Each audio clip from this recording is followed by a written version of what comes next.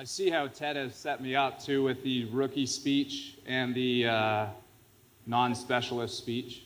Well played, Ted. I believe that the will to prepare can often outclass the skill of an individual. I grew up in a beautiful place just north of here. Some of you may know it. It's called Canada. And I shared a very common Canadian childhood dream, and that dream was to one day play professional hockey. And it just so happens I was blessed with just enough ability to go after that dream. So at the naive and young age of 16, I was faced with a tough choice. It's actually, my parents were faced with a tough choice, but they were supportive parents. I could play for my local top-tier team, where I'd further develop my skills to eventually pursue a scholarship. Very real option and a great option. The second option was to chase this dream. I was drafted into the Canadian Hockey League, arguably the best league in the world for 16 to 21-year-olds, and at that time, the fast track to the National Hockey League. Not to mention, it also was a proud accomplishment for Canadian-born players and their families. But there was one little catch with this second option. As soon as I played one game in this amateur league, I had to forfeit my NCAA eligibility. So, tough choice. You have the fast track to the NHL, potential scholarship. It's actually sad we were forced to make that choice. So, at 17 years old, I packed up my Z22 Cavalier and I headed towards my dream and honestly never looked back. So let's just say you're forced to grow up fairly quick. You're in a foreign city, very young age. Your organization has rules, but you have some freedom as well. The difference between a 17-year-old boy and a 21-year-old man is very different, and these are your new friends and teammates. You're thrust into the local spotlight, which in Canada is pretty bright, and you're given all the expectations of a professional athlete at a young age. So we would practice 2 to 4 hours a day, 6 days a week, and play about 70 games a year. That's not including training camp, preseason, or playoffs. These daily habits, even superstitions, begin to become the norm. I almost feel they eventually become instinctual patterns. And with these newly acquired skills, I had a fairly successful junior career.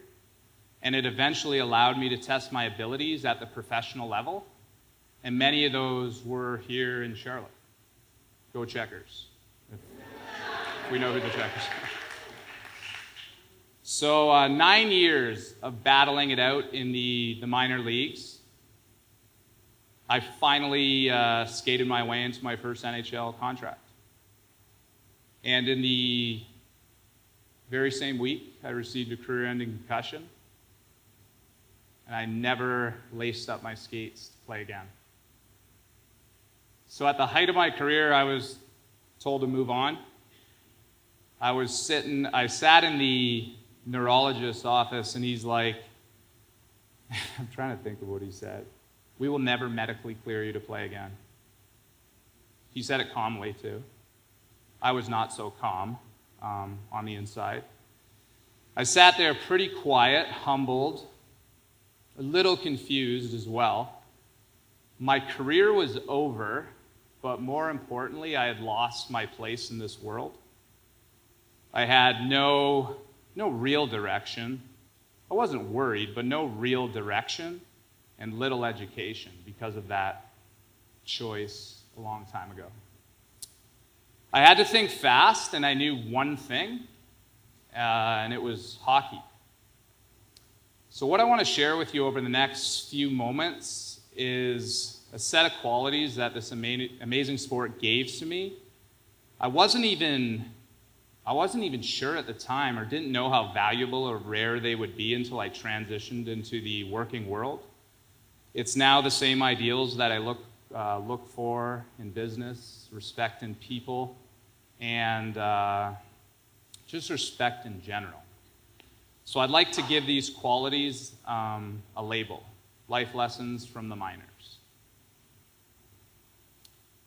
So number one, showing up late was unacceptable and a punishable offense.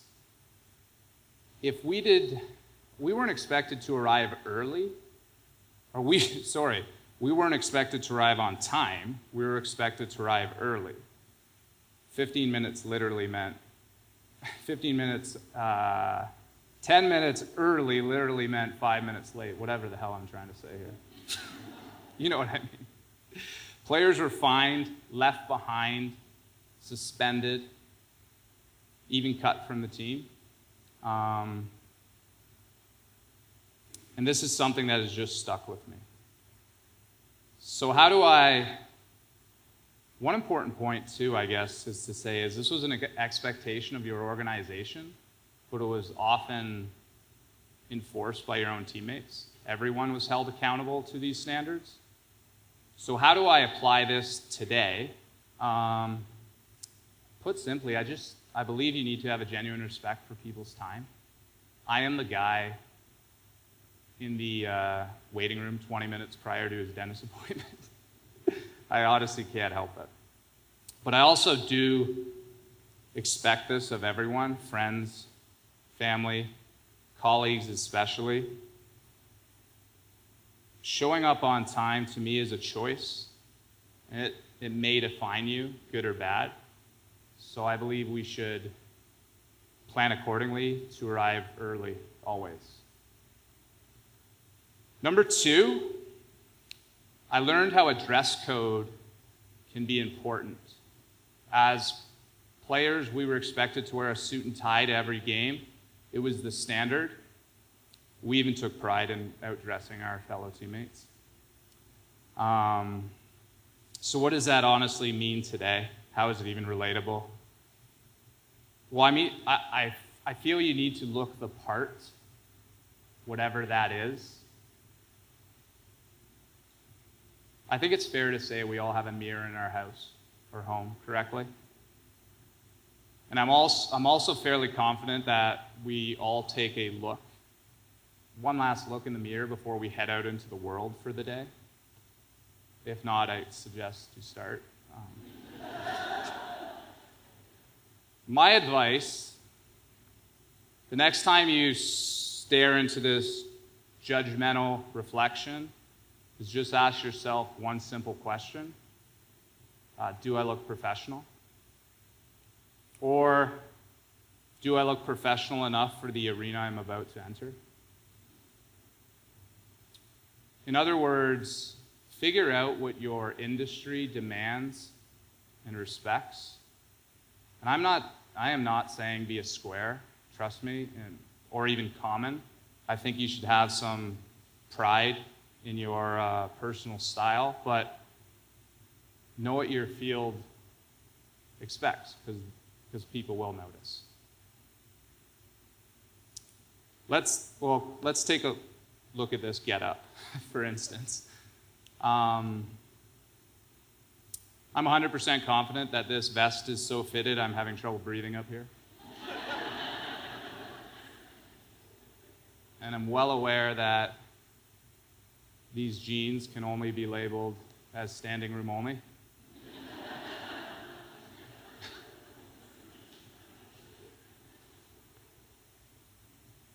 I have a deep respect for this audience. I also feel the obligation to my friends and family that are supporting me. I thought a professional look at least gave me the chance to gain your respect. How I looked on this stage was very important to me. So not only do I believe we should be appropriately dressed, but if possible, why not look sharp? There's worse things. Number three, and this one will probably be harder for me to translate. So bear with me. We were expected to show up to training camp in mid-season form. The hell does that mean? In hockey, it meant peak physical condition, ready to perform at the drop of the puck. This was something I took very serious. I knew the offseason was the key to my on-ice success.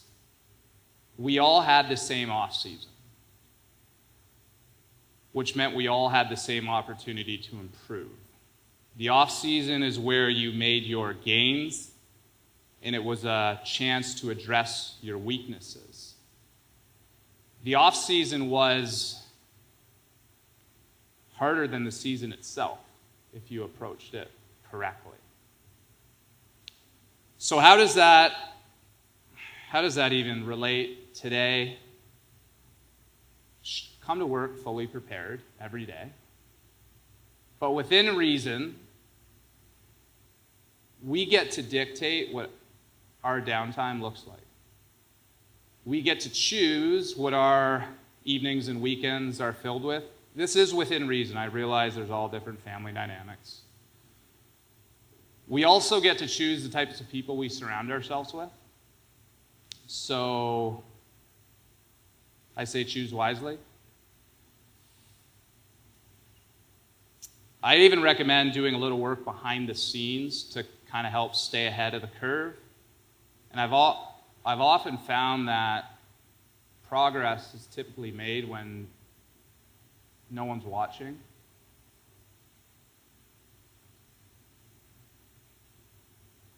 I wasn't even going to do. I'm going to go offside here for a second. I wasn't going to do this, but I've heard, I've read, I've even been told, Brandon, you need to work smart, not hard. That's a nice idea. I guess this notion exists because people seem to talk about it all the time. Unfortunately for me, anything that I've ever achieved has seemed to be through hard work. It seemed to come from the grind, bordering levels of crazy, sure as hell not smarts. But I do take pride in this. For me, it seems that everything has come from hard work, plain and simple. At least that's what I believe. Or maybe it's all I know, too, respectfully. Which leads me into my final point, number 4, and I think it complements the overall idea of hard work. We were asked to play to our strengths and to know our limitations. This is what I was joking about earlier, about being balanced. I was always at my best when I played within my limitations. I was a decent player, a little rough around the edges, but also not too fun to play against. I played a very physical game, and I tried to outwork everybody on the ice. I had to. So what does this mean to me today in my life and in business? Well, there's a trend or a motion in this world seeking balance. I think we can all agree to this. There's this idea of a balanced lifestyle everywhere. And I do agree with this on a human level. I encourage being cultured, travel, time off, the best things in life. That's not what I'm getting at. What if we were to remove the word balance and replace it with potential? I believe everybody has something unique about them, something that they are, let's call, above average at. There lies your potential. So what if you were to exhaust that potential? What if you did everything physically possible to leverage your special talent? When it comes to your career or even your passion, I'm sorry, but forget balance. Why not excel?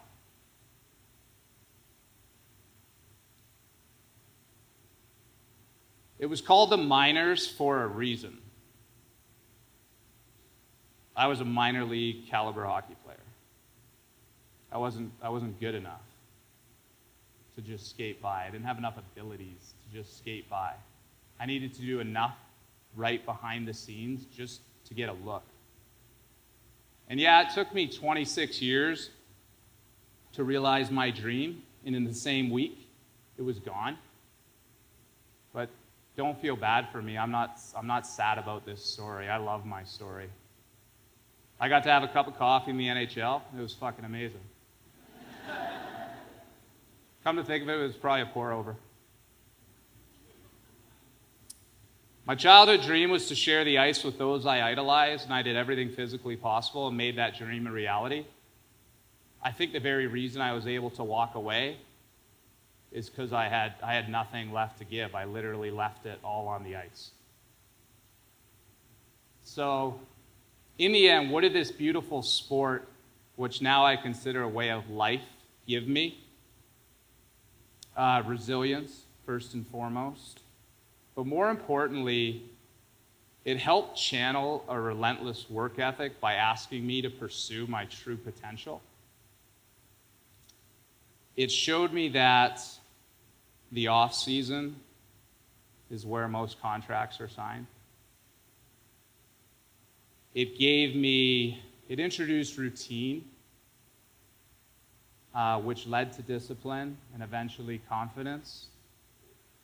It proved to me that the sheer will to prepare will more than often outclass the skill of an individual.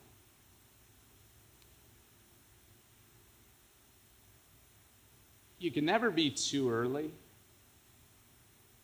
You really can't be overdressed. And personally, I don't want to go to bed knowing that I was outworked. Welcome to the minors. My name is Brandon Cullen, and thank you.